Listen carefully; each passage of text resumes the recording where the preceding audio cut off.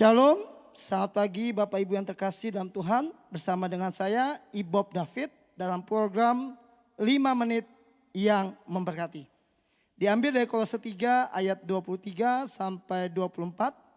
Apapun juga yang kamu perbuat, perbuatlah dengan segenap hatimu seperti untuk Tuhan dan bukan untuk manusia. Kamu tahu bahwa dari Tuhanlah kamu akan menerima bagian yang ditentukan bagimu sebagai upah. Kristus adalah Tuhan dan kamu hambanya. Ayat ini menjadi ayat emas atau ayat nats di Rayon 5 Bekasi, di mana almarhum Bapak Pendeta Heni Parengkuam Karayon kita yang lama berkata, mengingatkan lewat ayat ini, apapun juga yang kamu perbuat, perbuatlah dengan segenap hatimu seperti untuk Tuhan dan bukan untuk manusia.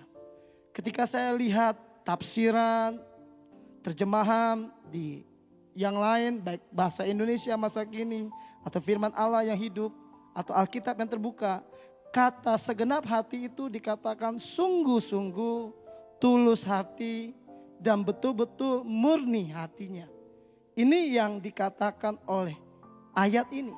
Jadi ketika kita berbuat sesuatu, biarlah kita betul-betul motivasi kita betul-betul seperti untuk Tuhan dan bukan untuk manusia.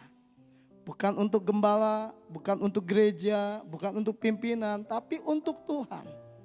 Karena seringkali orang berbuat sesuatu melihat wajah, melihat muka, melihat siapa yang ada di atasnya, siapa yang menyuruhnya. Seringkali lupa bahwa diingatkan lewat ayat ini, yang kita lakukan semua itu untuk Tuhan.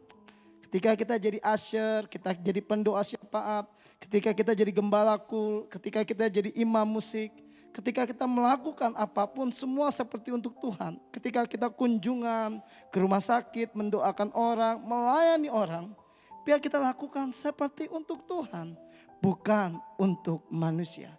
Kenapa? Jelas ayat 24 berkata, kamu tahu bahwa dari Tuhanlah kamu akan menerima bagian yang ditentukan bagimu sebagai upah. Dalam tafsiran yang lain berkata bahwa ayat ini diberikan kepada budak-budak yang waktu itu seorang budak tidak punya hak warisan ataupun juga bagian dari tuannya. Tapi ketika seseorang menerima Yesus sebagai Tuhan, bagian mereka, upah mereka itu dari Tuhan. Karena di situ Paulus menuliskan Kristus adalah Tuhan dan kamu hambanya. Jadi bagi Bapak Ibu yang melayani pekerjaan Tuhan dengan segenap hati, dengan setulus hati, dengan murni hatinya, sungguh-sungguh jangan kaget. Ada upah bagian yang ditentukan Tuhan untuk kita. Kenapa? Kristus adalah Tuhan dan kita hambanya. Jadi apapun yang kita lakukan hari-hari ini, biarlah motivasi kita murni seperti untuk Tuhan, bukan untuk manusia. Maju terus, Tuhan Yesus memberkati.